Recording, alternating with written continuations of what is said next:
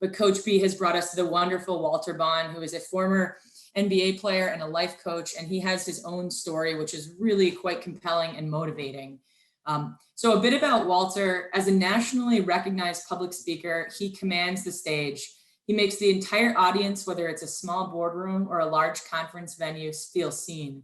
People walk out of Walter's talks changed, motivated, and inspired. His principles are simple but powerful. His delivery is smooth and combines humor, tough love, and experience in a way that changes people. Walter's third and most recently published book, Swim, has picked up speed since its debut last summer and has become a staple for business people and students across the country. His easy-to-read professional development book combines lovable characters, relatable life experiences, and hard truths that help readers understand the power of leadership, mentoring, and next-level success. Walter travels the country, coaching, speaking, teaching, and inspiring companies across a range of industries, from financial services to agriculture to real estate. While many know Walter Bond as the former NBA player, more and more people are knowing Walter as a passionate and motivated speaker, author, and business coach with one goal: help people see their full potential. Walter graduated from the University of Minnesota and has been married to his wife and business partner Antoinette for nearly 30 years. The two have 3 adult children. I had the pleasure of speaking with Walter last week in preparation of this keynote talk, and I have to say, his spirit is uplifting and his insights and experience are really something special. So I feel incredibly grateful and lucky to have him here. So thanks to Coach P and her team for bringing him to our group. And without further ado, I will turn it over to you, Walter. Thanks so much for being here. Awesome, awesome, awesome. Well, thanks first of all for a wonderful opportunity to address coaches.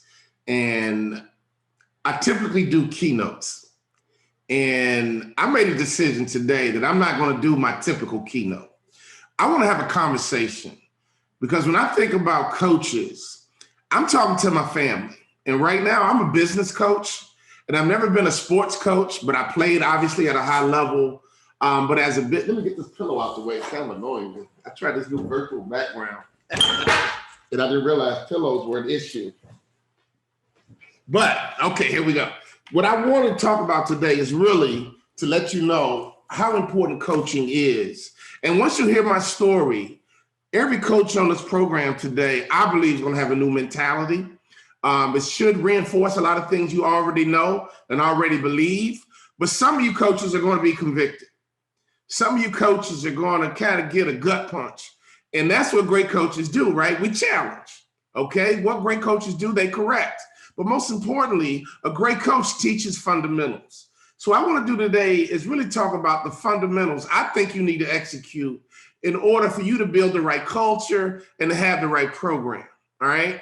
Now, let me give you a little bit of a backdrop, and we're going to do some Q&A at the end. And I want to be real with this conversation. And don't be afraid to ask a tough conversation. I'm going to give a tough question. I'm going to give you a chance to connect with me in private, because some of these questions you might not want to ask in front of your peer group. But here's my truth. Memorial Day weekend, this past Memorial Day, I hopped in my car, drove to the airport, and flew to Louisville, Kentucky, rented a car, and drove 90 minutes into the middle of the country in Campbellsville, Kentucky, to go and tell my college basketball coach, Clem Haskins, thank you. Okay? I went all the way to Campbellsville, Kentucky on my dime, on my time. And I wept all the way to his house because all I wanted to do was say thank you. Now, here's a man that helped me become an NBA ball player. But most importantly, when I left the University of Minnesota, he was like, son, you should be a motivational speaker. So here I am at 52 years old. That man is still blessing me. And so I drove all the way to his home, in front of his wife, in front of his kids. And all I wanted to do was say thanks. Now I want to ask you a question. Before I even get into my program, if none of your plans have ever done that for you, we got work to do, right? You should have a line of your former players that are eager, right, to come back and say thank you, that are eager for their kids to come and play for you, that are very, very thankful for not just what happened on the basketball court or the softball field or the football field or the tennis courts. They're thankful of who you helped them become. In my time in Kentucky, you asked my wife, I was so emotional, I couldn't even drive. I literally wept from Louisville, Kentucky, all the way to Campbellsville because I thought about it. I got recruited just like you recruit. I chose Minnesota and I thought to myself, it worked. Oh my God, I chose this coach and his staff and it worked. Not only did I become a basketball player in the NBA and lived a dream, now at 52, he showed me another gift I had that I didn't even have. And so that's what coaches do. A coach's job is to guide their players' development, all right? So as I tell you my story, when I get done, I want to give you a chart that's basically going to give you the fundamentals. I believe that if you execute these fundamentals as a coach, it's going to make sure that all of your players are well taken care of. Now, we live in the day of Twitter. We live in the day of Instagram. I just read an article a couple of days ago where Wisconsin's basketball team is basically leading a revolt against their coach. And these are the seniors. The seniors are leading a revolt against their coach at Wisconsin, basically saying, you don't talk to us. Basically saying, you don't care about us. Basically saying, we're not here to build your resume. And it is obvious to us that, coach, you don't care about us as people. Now, I don't know what, it's always two sides to a story. And I don't want to, obviously take the side of the players, but we got to have a real conversation today because that's not what you want to happen in your program. That's not what you want to happen in your locker room. That's not what you want your seniors to go away thinking or believing. Because here's the truth. Whatever they believe is their reality. Now, the coach can come back and say, that's not true. I deny all the allegations. These players have been a problem, blah, blah, blah, blah, blah, blah. Now I got to decide who I believe, the players or the coach. Let's avoid all of that. And I'm telling you that my college basketball coach, we flew him back to Minneapolis. All the players paid for it just to say thank you. Now, here's a coach, Clem Haskins, who got in trouble with the NCAA.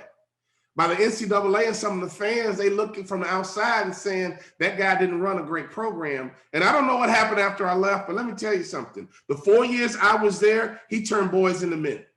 The 4 years I was there, he made us go to class. The 4 years I was there, he developed us not just into men who became husbands, he produced 7 NBA players in my 4 years. And so when I think about what happened at the University of Minnesota, I'm very thankful for my coach, all right? So I want to tell you my story so you completely understand where I'm coming from. I grew up in Chicago, and I want to connect this to mental health, and here's why. And in honor of Joanne, I'm going to give you the 7 steps of fundamentals to reach your potential. And the first step of anyone reaching their potential is mindset. In other words, if your mind is not functioning right, if your mind is not operating right, it is impossible to reach your potential. So as a coach, the first thing you got to be concerned about are your athletes' mental health. And here's why. The NBA is a client. I MC this event called the NBA Top 100. And I go and speak to the rookies. I speak to the top high school basketball players who are going to become the future NBA stars. And they had a psychologist come out and talk to the players. And her question was, listen to me carefully, how do you guys deal with stress?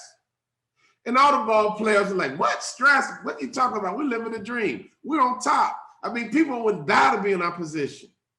And she was like, okay, you guys are stressed out. How do you guys deal with stress? Now, at the time, I was 50 years old, and I'm trying to figure out where is she going with this conversation. What is she talking about? This is the NBA, Toots. What are you talking about? We're living a dream. We're on top. So I'm just like the players. And this just happened 2 years ago. And she says, oh, you guys are stressed out. How do you deal with stress? And she kept asking that question. And we all looked around the room dumbfounded, current and former players. And eventually she says, well, why do you guys drink so much? Whoa. Why do you guys think you smoke so much marijuana? Why do you guys think you're so promiscuous? She shut the room down. We were completely silent by the time she got done. And in 45 minutes, she convinced all of us that we had coping mechanisms to deal with stress that we didn't even realize. And here I am at 50 years old. I was being educated along with the current players that, wow, this is a stressful industry. This is a stressful environment. And you're right. Many of us had unhealthy coping mechanisms while we were playing, and the current players had to really embrace and deal with that many of them had unhealthy coping mechanisms, but we never associated or connected our stress and our mental health with all of our behaviors. And all of a sudden I realized what happened to me in college. Ladies and gentlemen, I grew up in Chicago, and my parents were teachers. My mom was a kindergarten teacher. And every day we left the house, my mother was very, very simple lady. She would always kneel down, meet us at eye level, and say, be sweet, baby. Be sweet. Be sweet, baby. Be sweet. Just get along with people. Now, I could do a whole program on that principle, because here's the truth. If you want to be a great recruiter, be sweet, baby. Be sweet. If you want to build the right culture, be sweet, baby. Be sweet. If you want to have an environment where your players love playing for you, they love coming back and visiting, and they recruit on your behalf, it's very important, not for you not to be tough on them and push them and challenge them and drive them, but it's very important for them to understand that I care about you. In fact, I love you. Because when you love somebody, you're going to discipline them. When you love somebody, you're going to challenge them.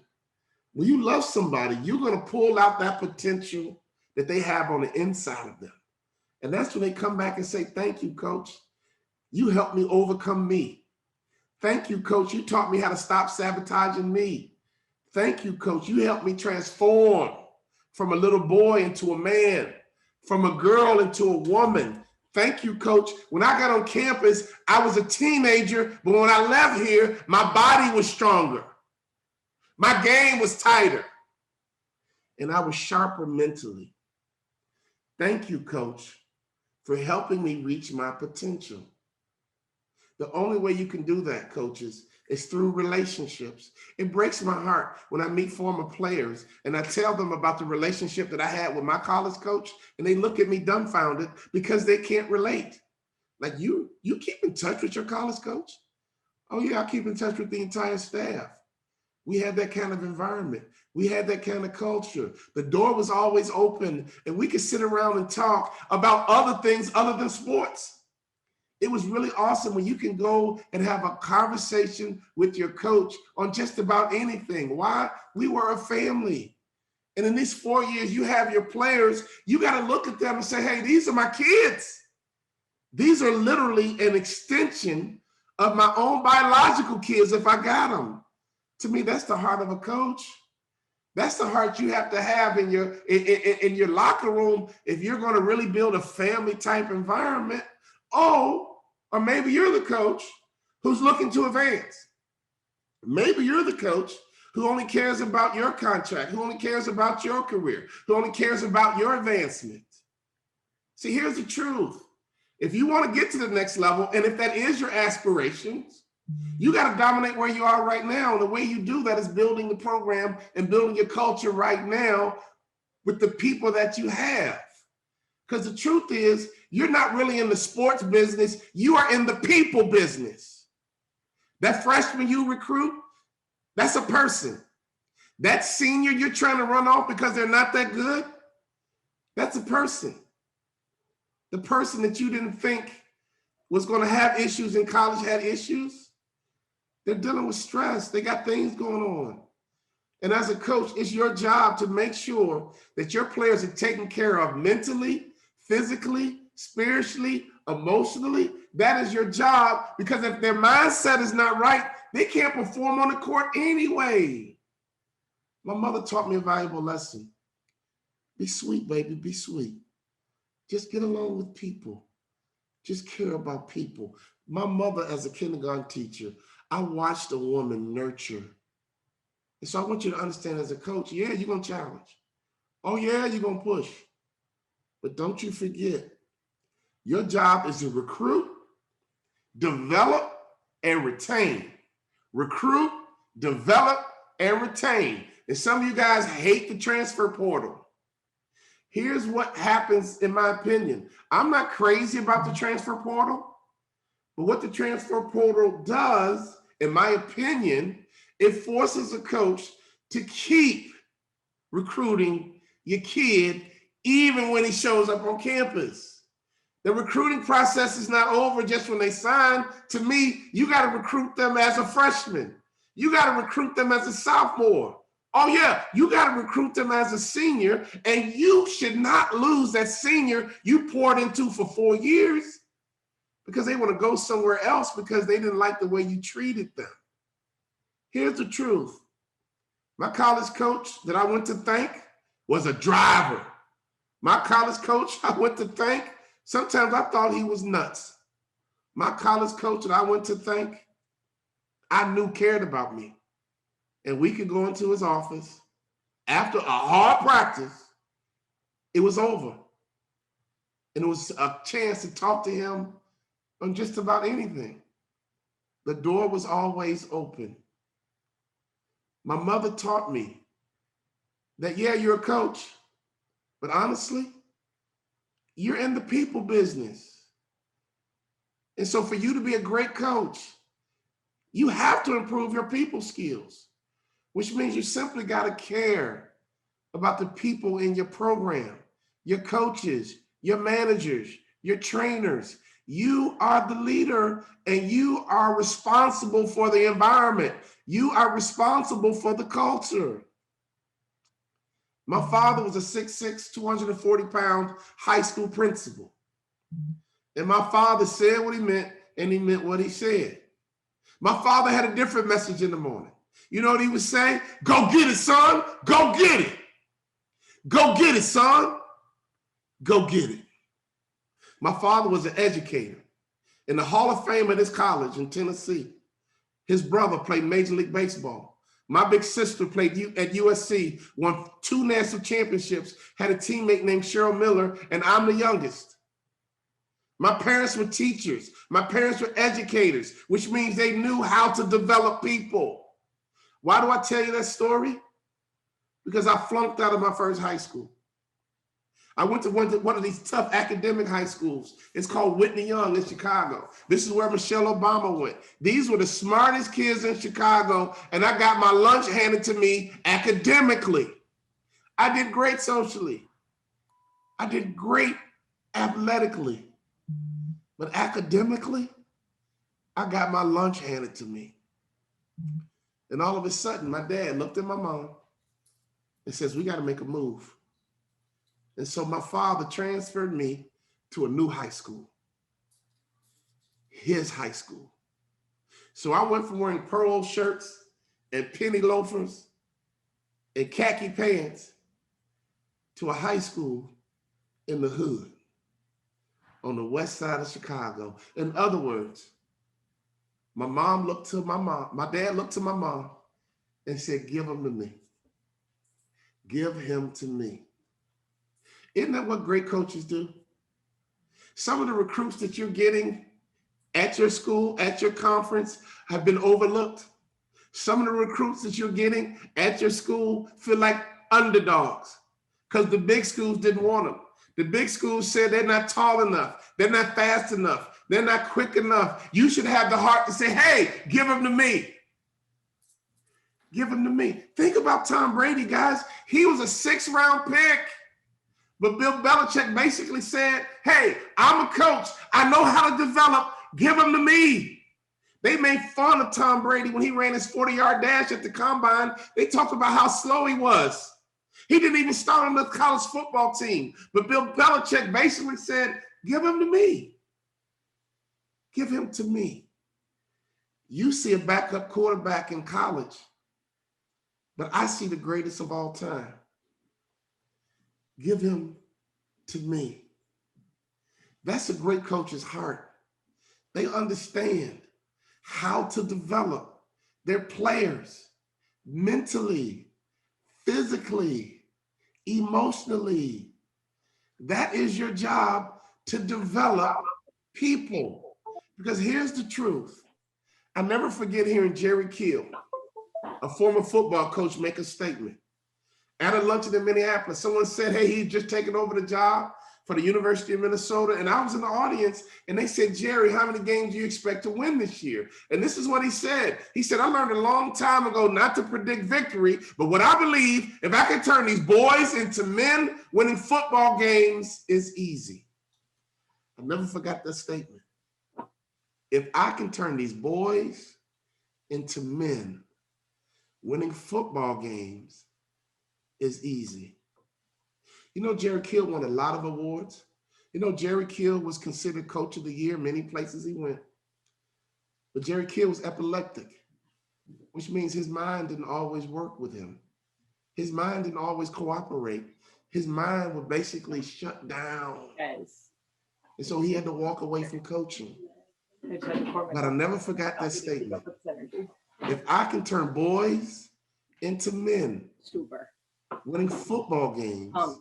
I feel like a bad dog. So you as a coach, you should have that same mentality.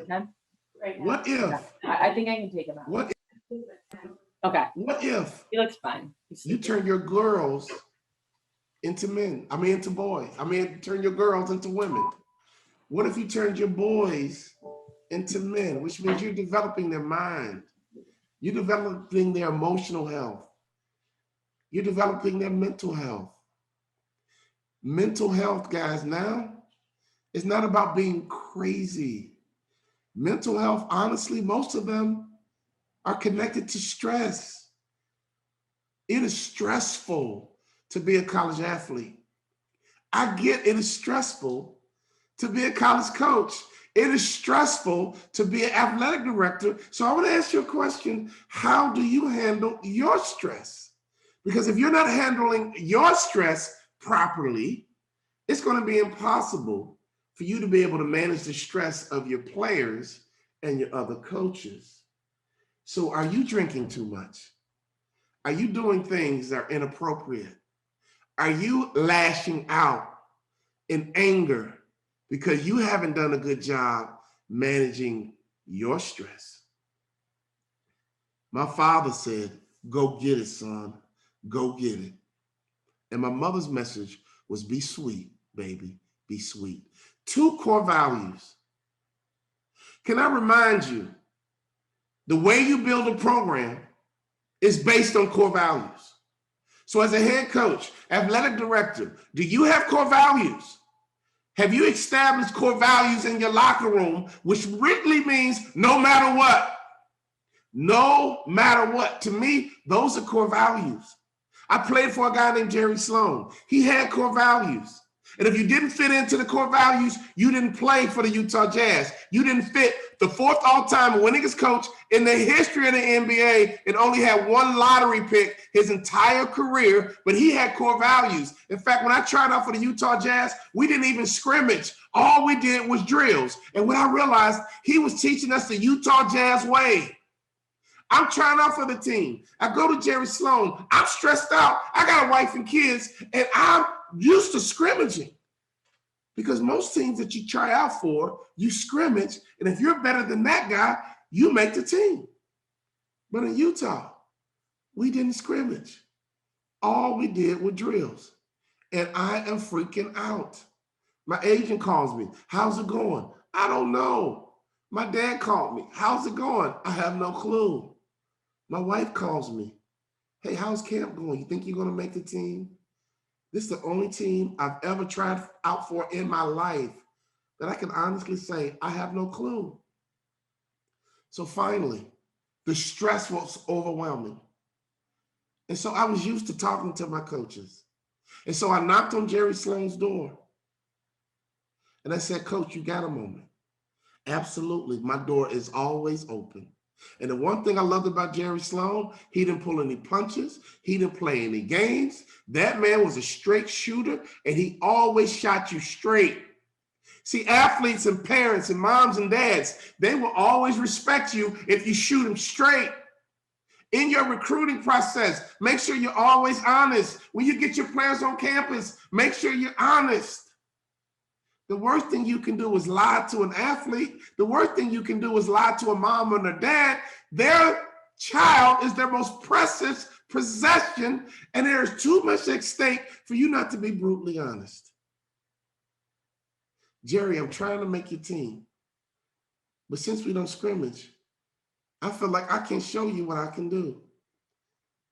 He says, Walter, I already know what you can do, but if you want to make my team, I suggest you listen, follow directions, and execute. If you listen, follow directions, and execute, you'll be fine. That's why he was the 4th all-time winningest coach in the history of the NBA. The Utah Jazz had a system.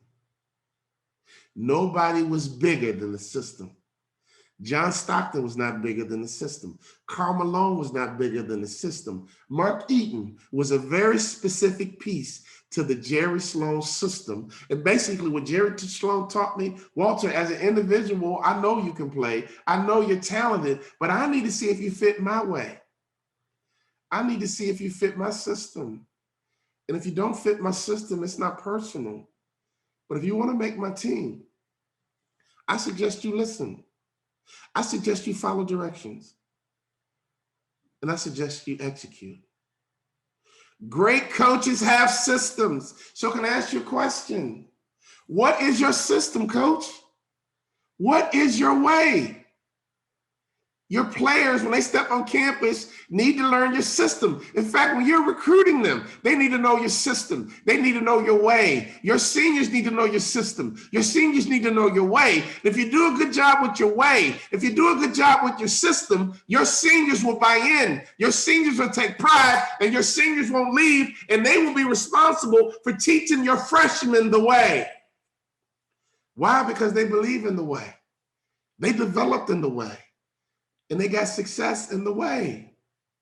The biggest mistake you can make is to run a program without a system, which means you're going to be totally dependent on talent. No wonder you're so stressed out. No wonder you can get so sideways. You don't have a way. You don't have a system.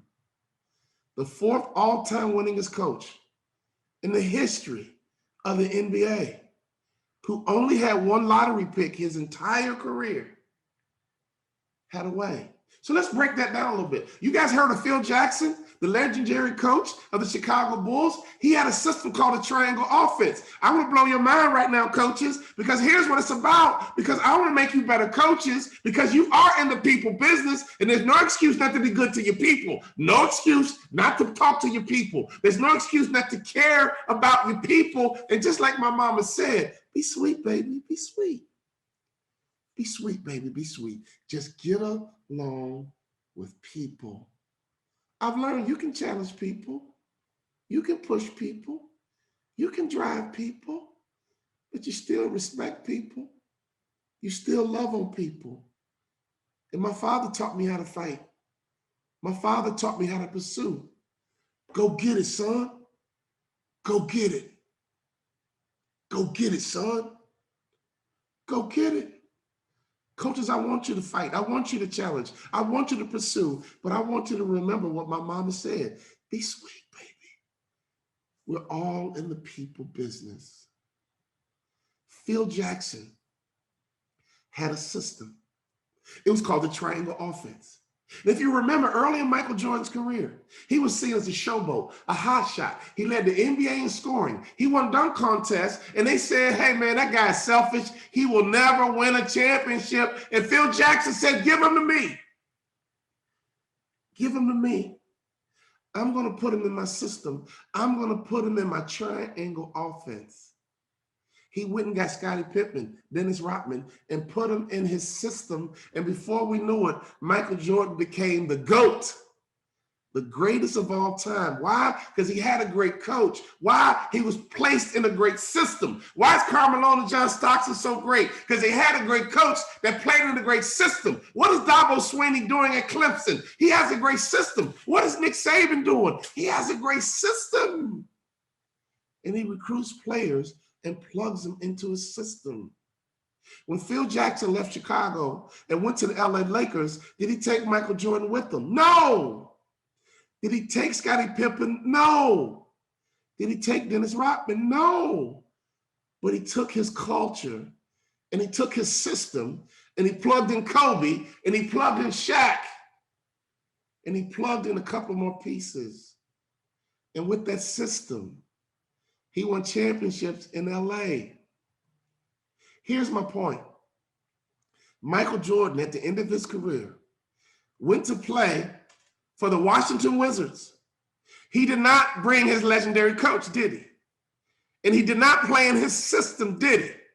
And the greatest basketball player of all time looked horrible. And most people dismiss it and say, well, Michael Jordan was old.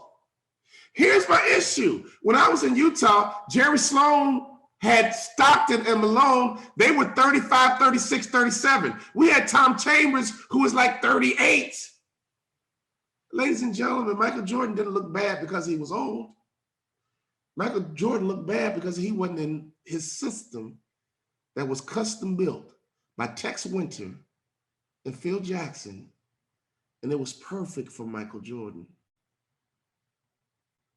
Great coaches have systems, and great coaches plug players in their system, and their systems make players great. And here's the truth. Michael Jordan added value to Phil Jackson, and Phil Jackson added value to Michael Jordan.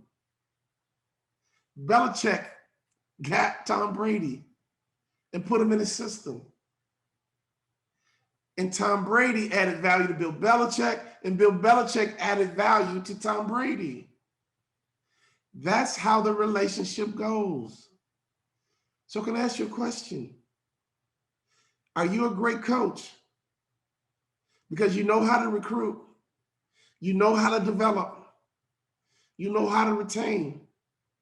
You can be a great coach, but you gotta have a great system. When I flunked out of my high school, my father took me to his high school in the hood on the west side of Chicago, and my father had a system. He said, write all your goals down, son, and look at them every single day. I'm the youngest. My family had produced pro athletes. My family had produced national champions. My family had already produced Hall of Fame college athletes, and I'm the youngest, and I'm considered the best athlete in the family.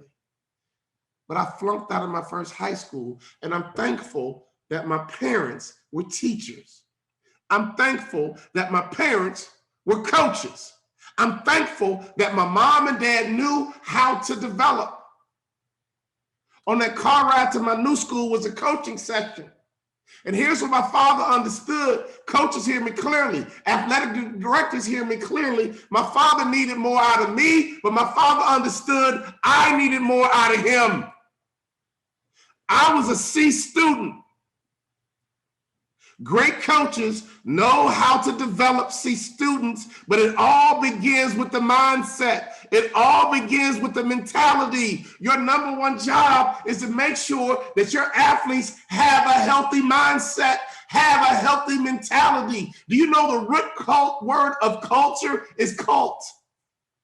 Can I break this down to you? The root word of culture is cult. All cult means is that we got the same mentality. All cult means we got the same mindset. To me, your number one job is to build culture. Your number one job is to understand that you have to build the right mindset in your players, in your program. So mindset, mentality, mental health, coaches, that's your number one job, because that's where athletes can develop the most. I flunked out of my first high school because I had the wrong mentality. I had the wrong mindset. And in that car was a coaching session with my father. In that car became a coaching session with my high school principal. My father played both roles for me. And this is what he said in that car ride. You're just as smart as your brother and sister, but your value system is screwed up, son. You're just as smart as your brother and sister, but your value system is screwed up. This family produces student athletes. This family produces student athletes. This family produces student athletes. So, coach, can I ask you a question? You are in charge. What are you producing? I mean, great coaches are known by their coaching tree. Great coaches are known by their coaching tree. I'm gonna remind you of an NFL coach named Denny Green. Denny Green has passed away, but Denny Green for a long time was a head coach of the Minnesota Vikings and the Arizona Cardinals, and he also was a head coach at Northwestern University. But Denny Green developed a coaching tree. Almost every African-American NFL coach came out of Denny Green. Almost every single African-American coach was birthed out of Denny Green's coaching tree. Isn't that amazing? Don't do the homework. Go do the research. Almost every single NFL coach today, I'm not even going to go into the college ranks, but every NFL coach today is connected to the Denny Green coaching tree. So I can make the argument, if Denny Green didn't develop African-American coaches, we wouldn't have any. Where do you think Lovie Smith came from? The Denny Green tree. Tony, the Indianapolis coach. I'm drawing a blank on him. Coach Peyton Manning, an Indianapolis coach. Shoot, wrote the book Uncommon. I'm drawing a blank on his name. Denny Green. Mike Tomlin, Denny Green. Almost every African-American coach in the NFL. Tony Dungy, that's the name. I drew a blank. Tony Dungy is a part of the Denny Green tree. So coaches, not only should you be developing your players, you should also be developing your assistant coaches. Why? Because you are a coach. You can't help a coach. That's what you do in the morning. That's what you do when you go to bed. Your job is to develop people. Aren't your assistant coaches people? Aren't your managers people? Athletic directors, aren't your coaches people? Your number one job as a coach is to develop people. And my mama taught me very, very early, if you're honest with people, if you're fair with people, and if you care about people, it don't matter how much they play. If you're fair, it doesn't matter if you can offer them a scholarship. If you were fair and honest, typically, the only way a person walks away bitter, if you lied to me or if you weren't fair. My father made a statement to me, and I'm gonna make it to you. This family produces student athletes, son. This family produces. He was my high school principal. He was also my dad. But I was a C student who only cared about sports. I had the wrong mindset. I had a complete wrong mentality. But it was his job to set me straight. And he did it in love. He did it honestly. And just like Jerry Sloan, he shot me straight. So when I tell you in the people business, I'm not telling you like you got to walk around on eggshells. But my father knew me. And he said, you're just as smart as your brother and sister, but your value system is screwed up. Every day on the way to school, I got a one-on-one coaching session with my high school principal. And this C student was transformed. Before I knew it, I had a 2.9. I never forget, we played the number one team in the country, and they had the number one player in the country. It was King High School in Chicago, and they had a kid named Marcus Liberty. And we beat them in a Christmas tournament. I outplayed the number one player in the country. So when I got back to school Monday, I'd already flipped the switch and I was focused on school. Why? Because my family produces student athletes and everybody was giving me high fives. Way to go, man. You put us on your back. You outplayed the #1 player in the country. But all I wanted to do was get to the counselor's office because I had a 2.9 and I needed to figure out how I can get a 3.0. And I went to the counselor's office. She said, Walter, great game yesterday. All right, thanks. And I said, well, Miss Johnson, I got a 2.9. What do I need to do to get a 3.0?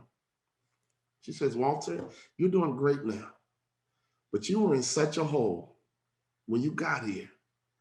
A 2.9 is the best that you can do. For the first time in my life, I was pissed off, not about dropping a pass, not about missing a layup, not about striking out, because I was straight A in baseball. I was straight A in basketball. I was a straight A student in football, but my coach, my high school principal, my dad got me straight and let me know the culture of his home. This family produces student athletes. Jerry Sloan set me straight. If you listen, if you follow directions, and if you execute, you'll be fine. I tell you that story because when I got to the University of Minnesota on a scholarship, this is why I got emotional when I went to go say thank you to my coach. My freshman year, I don't play a lick. I'm literally sitting at the end of the bench. At the end of my freshman year, my daddy called me on the phone and he asked me a question. He said, you're not playing, son. Why not? And see, I've been battling being a C student my whole life. Great coaches know what to do with their C student. You got C students right now on your team. You got C students right now in your locker room. You got C students walking around that campus, and here's the truth. It is your job to develop them. See, if you're not a great coach and don't know how to develop, you're going to try and run them off. I already know the deal. But great coaches know how to develop their C students. And Bill Belichick says, give them to me. Give them to me. Phil Jackson said, give them to me. North Dakota State takes kids who've been picked over and picked through. North Dakota State football basically says, give them to me. You guys don't want them, but Carson Wentz, I'm going to make you a top pick. Give them to me. Give them to me. They just had another top pick. Think about it. You're in North Dakota, Fargo. The entire Big Ten recruits everybody they want in the Midwest. And North Dakota State takes the leftovers and comes back and beats the big boys. Nobody wants to play North Dakota State in football. Why? Because they built a system. Why? Because they clearly have great coaching. So America East, it don't matter what conference you're in. America East, it don't matter how highly your players are recruited. Because if you're a great coach, you need to go around the country and basically say, hey, nobody else wants you. That's fine. Give him to me. Give her to me because I know how to recruit. I know how to develop. And I know how to retain top talent. My freshman year, I don't play a lick. And the stress of my dream dying was killing me. I became a drunk on campus. I called it partying. But when I heard that psychologist talk to those NBA rookies, all of a sudden it took me back to my freshman year and I was out of control. But thank God my coach didn't quit on me. Thank God my coach didn't give up on me. Thank God my coach was patient. And after talking to my dad, I go back into my coach's office and I asked him a question. Coach, what do I need to do to play in the NBA? He chuckled. He was shocked by the question. He said, son, you don't play for me. And I said, I know, coach. but I plan on becoming someone different. For me to go from a 2.1 to a 2.9, I became somebody different academically. And I knew the transformation is real. And I knew the transformation take time. And my father taught me how to pursue. He taught me how to fight. He taught me that my family produces student athletes. I wrote my goals down, and my father's system was to look at your goals every single day. And my goal was to graduate college in 4 years, because that's the culture of the family I grew up in. I didn't buy into the value system at first, but my coach spent some extra time with me and let me know that I'm just as smart as my brother and sister, but my mentality was off. So my freshman year, guys, I was stressed out, and I didn't even realize it until I was 50 years old. And I heard that psychologist talking to the rookies. And all of a sudden, man, that's why I drank so much. That's why I was so promiscuous. That's why I was always kind of looking for a fight. I was stressed out because my dream was dying. I wanted to play in the NBA, guys, ever since I was a little boy. And the stress of my dream dying was killing me. I mean, why do you think Michael Jordan went to go play baseball after his dad died? He was grieving. He was mourning. His mind wasn't right. The great tennis player Osaka just withdrew from a tournament. Why? Because her mind's not right. And she was courageous enough to let the whole world know, I got to go and work on my mindset. I got to go and work on my mentality, and I'm unwilling to do it in an unhealthy way. You see, I got my eye on Tiger Woods. Because right now, Tiger Woods is stressed out, and the stress of not reaching his potential was killing him. We all know he's the greatest talent, most talented golfer we've ever seen. And what happened? His father died, and just like Michael Jordan, he began to unravel, and then he fired his coach, Butch Harmon, and right now, Tiger Woods is out of control. Right now, I believe Tiger Woods does not know what's going on with his mentality. I think Tiger Woods is so stressed out that he doesn't have a coach. He doesn't have support. So if Michael Jordan could walk away from the game and go play baseball, his mind wasn't right because he was grieving his father. He understands that now. Tiger Woods has been off, and we all see it. We all know it. He's literally crying out for help. Wasn't Prince crying out for help? Wasn't Whitney Houston crying out for help? Wasn't Michael Jackson crying out for help? My freshman year, guys, my dream was dying. And I literally was crying out for help, but I didn't even know it. But my father called me. He reminded me of what I said I was going to do out of high school. When you get to that new level, you got to recalibrate. And the biggest support you need to give are your freshmen. Your freshmen were stars in high school. Now you're asking them to be a role player. You're asking them to redshirt. You're asking them to sit on the bench. That is stressful. Coach, that freshman needs you. Thank God my parents were coaches. Thank God my parents were teachers. And I go into my coach's office and I said, Coach, what do I need to do to play in the NBA? He laughed. And he said, son, you don't play for me. And I said, Coach, I learned how to transform. Just tell me what to do, and I'll do it. You can't run. You can't jump. You can't dribble.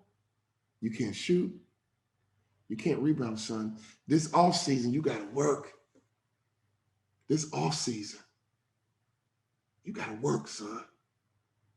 So I grabbed one of our assistant coaches named Al Brown. And I said, Coach, I want to rebuild my jump shot. All summer, my assistant coach worked with me one-on-one, and we rebuilt my jump shot. I got with the nutritionist, and I lost some weight. And I got in that weight room. In my sophomore year, I was voted most improved player. We went all the way to the Sweet 16. The coaches add value to me, and I added value to them. Their jobs were on the line, and they were stressed out. I went back into my coach's office. I said, Coach, what do I need to do to play in the NBA? And the list got shorter. And then off season, I attacked. And I came back that next year, top 6 man in the country. We went all the way to the Elite 8, one shot away from the Final 4. And I added value to my coaches, and my coaches added value to me. It is symbiotic. It is a relationship. I need my coaches, and my coaches need me.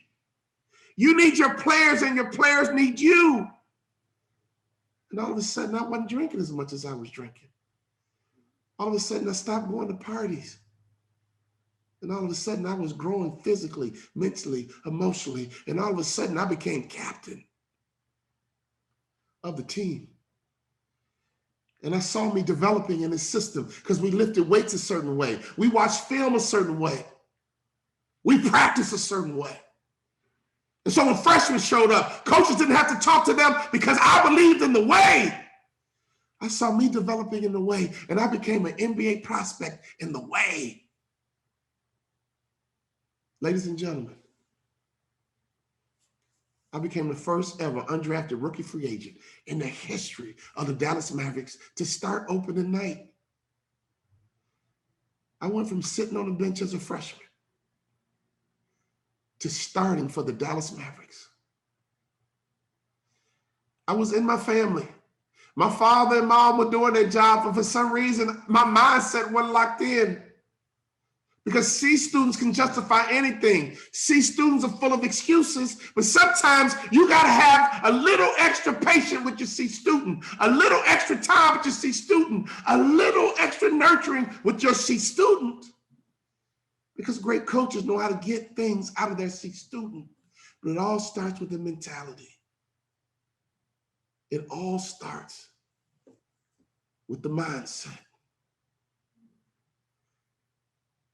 When I was in that room with those NBA rookies, and that psychologist began to speak, my light clicked on. I said, oh my God, athletes are completely stressed out. We just don't know it. But honestly, I believe coaches, you're stressed out too. So mental health is not about being crazy. That's the worst way to look at mental health. Yes, there are serious mental health conditions like schizophrenia, like bipolar. But I work with the Institute in Canada, and they taught me that about 80% of mental health disorders are caused by stress. Your athletes are stressed out. Coaches, you're probably stressed out too. So the truth is, a part of your culture needs to be focused on mental health, on mentality, on mindset. So I'm gonna stop right here because I got a couple things that I want to give you, and I'm gonna do a screen share. And I don't think we have enough time to do a Q&A. I will defer to Beth and the team. But here's what I want you to do. If you take out your phone, you should be able to, why is this blank? I don't know why this is blank. I have something free I want to give. I think I know why. I think my background is not allowing me. Give me 1 second, because you got to get this. Okay, let me see if I can turn off my virtual.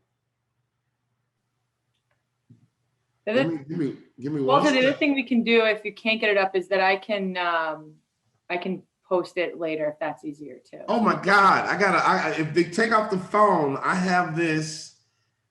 I want all the coaches to get the 7 fundamentals of next level development. Because honestly, all I've done is taken everything I learned in sports to the corporate environment, and we're creating corporate athletes, right? And my clients love me, and I'm inside of Jersey Mike Subs, Little Caesars Pizza. I've been with Microsoft, and these big companies love me because I'm bringing the sports development mentality to the business environment, and it's allowing companies to develop their people.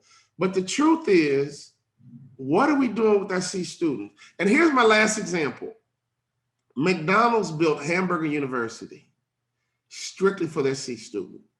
When we were in high school, Kate, and most of the coaches and athletic directors can relate, our teachers scared us and basically said, you better get your grades up or you're going to be somewhere flipping burgers, right? That was the fear. Like, if you don't get your act together, you're going to be around the corner working at McDonald's. McDonald's basically said, Kate, give them to me.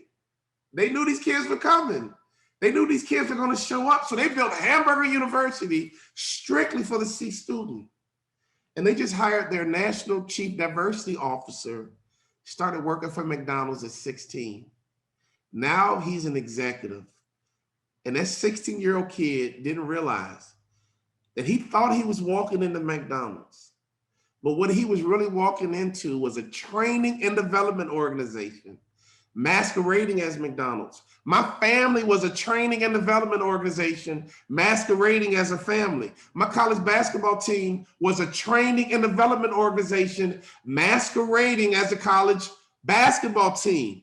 Bill Belichick, Nick Saban, Dabo Swinney are running training and development organizations masquerading as football teams. So every coach, hear me, you should be running a training and development organization masquerading as a volleyball team, as a baseball team, as a tennis team, as a hockey team. It doesn't matter the sport. Your job is to recruit, your job is to develop, and your job is to retain. And I'm telling you, you know what I told my college coach as I cried all the way to say thank you face to face? Not only did he develop me into an NBA ball player, now I'm an award-winning Hall of Fame motivational speaker, and it was his idea. And here's my final thought, and I want you guys to hear me clearly. My coach in our one-on-one conversations admitted to me that he didn't think I was good enough to play in the NBA. So my senior year, I broke my foot twice, Kate. I only averaged 7 points a game.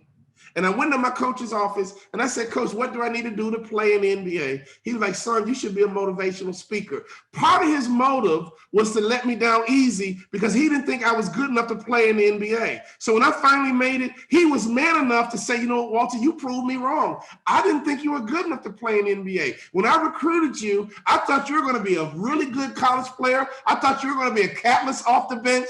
Never in my wildest dreams did I ever think you were going to start in the NBA for the Dallas Mavericks. He underestimated his own player development. Think about that. He literally underestimated how good his own player development was. I had 7 teammates in my 4 years playing NBA, and none of us were highly recruited. So to me, a great coach basically says, I don't care that you want a 4-star, 5-star, 3-star. I'm a coach and I like the skill set, give them to me. Because great coaches transform the body, the mind, the spirit. And I want to challenge every coach today, Kate. Your former players should be coming back, knocking on your door, saying thank you. Your former players, your former coaches. We flew Coach Haskins on a private jet to Minneapolis to say thank you. All of his former players chipped in $100. And we created a t-shirt with all of his famous slogans on the back. And it was amazing. Players who spanned 13 years all agreed on his top 10 slogans of how he built his culture and how he built his program. And I'm telling you, it was emotional. And all we wanted to do is say, thank you, Coach, because you turned boys into men. I drove all the way to Kentucky. And Kate, I wept all the way there because this man helped me become an NBA ball player. And now I'm a best-selling author, Hall of Fame speaker. I make more money now than when I played in the NBA, and it is crazy. And he's the one that said, son, you should be a motivational speaker. 10 years later, I was about to go broke when my career was over. And I remember what Coach said, and my wife and I launched our speaking business, and the rest is history. So I had to go say thank you because he turned this boy into a man. He turned a C student, along with my dad, my first coach, and my mom, into a thought leader, And now companies pay me a whole lot of money to go to business meetings and think.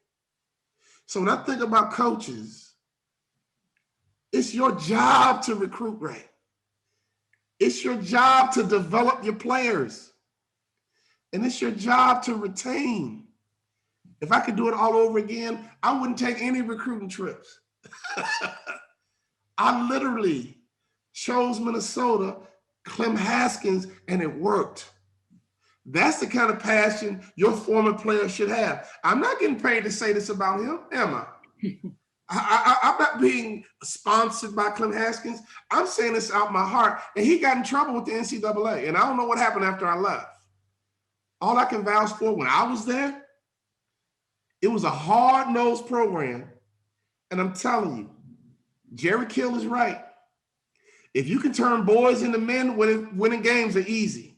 If you can turn girls into women, mentally, physically, emotionally, you're going to build a program. And I'm telling you, kids are going to line up because all they want to do is play for you because they know they can reach their potential with you. And that is a coach's job.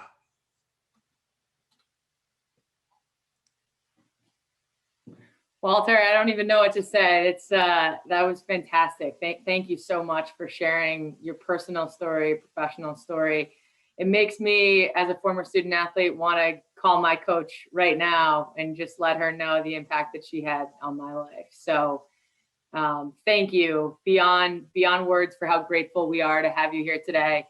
I had to go get a second cup of coffee because your energy is unparalleled. I just love it. So thanks for kicking us off on such a high note with a really straightforward message to our supporters. So promise me two things. I'm going to send you this download.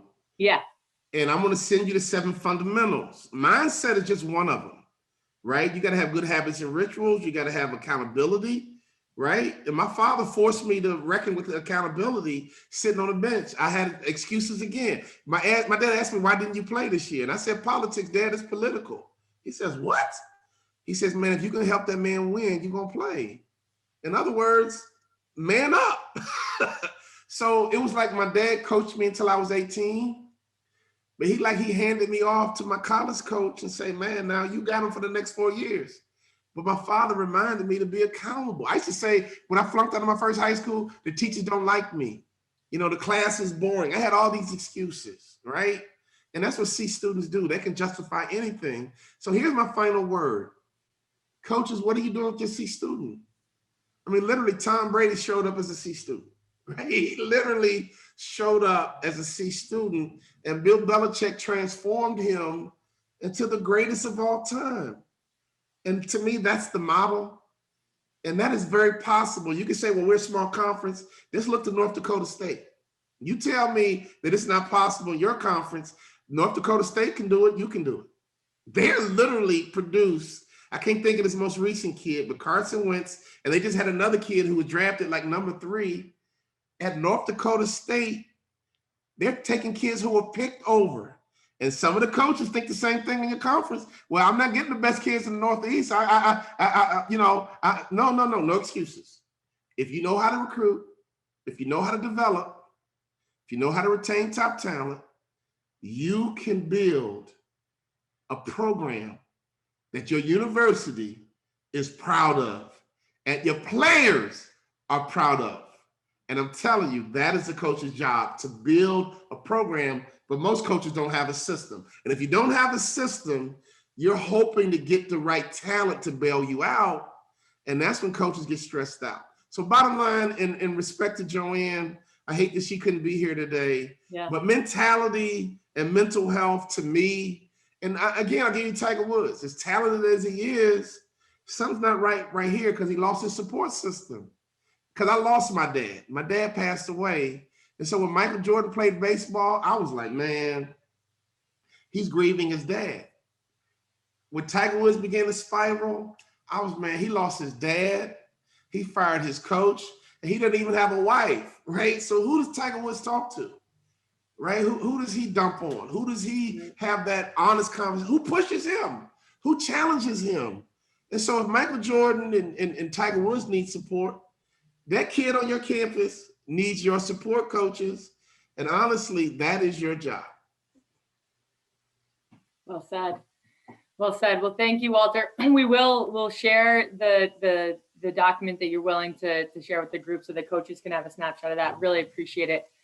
So thank you so much for your time today. We're so grateful to have had your messaging. I can see some chats coming through just with praise and appreciation. So thank you, Walter. Okay, here's my last question. Is my name backwards to you? Because we just tried this today. No, it looks great. The background looks great. Because it looks backwards to me. Okay, that's what kind of freaked me out. Okay, no, you're rocking and rolling. I will get out your way. Thank you, guys. Thanks for the opportunity. And Jersey Mike Subs made this possible. I just want to put that out there. Jersey Mike Subs made this possible. So go get you a sub from Jersey Mike Subs. God bless. Thanks, Walter. Take care.